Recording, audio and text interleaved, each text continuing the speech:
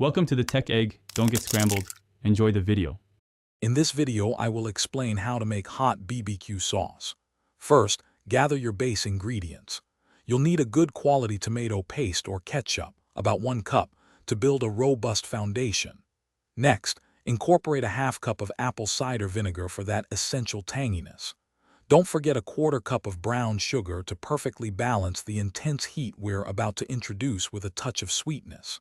This combination creates a delicious starting point. Now let's turn up the heat. For a serious kick, add 2 tablespoons of cayenne pepper. If you prefer a milder sauce, you can adjust this amount. Next, incorporate 1 tablespoon of smoked paprika. This not only adds a beautiful color, but also a wonderful smoky depth.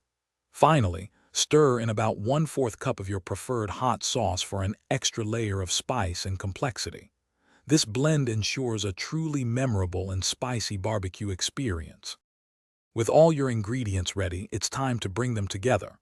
Combine everything in a saucepan over medium heat, stirring well to ensure all the spices are fully incorporated.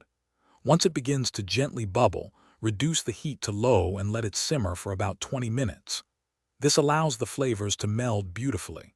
Taste and adjust any seasonings, adding more salt, pepper, or even a touch more sugar if needed, until it's just right. Once your hot barbecue sauce has cooled completely, transfer it to an airtight container. This will help preserve its freshness and flavor. You can store your delicious homemade sauce in the refrigerator for up to 2 weeks, making it perfect for multiple meals. It's fantastic on grilled chicken, ribs, or even as a dipping sauce. Remember to check the description for a link to a great book that can truly change how you think about money, as well as other deals. Enjoy your incredible, spicy creation.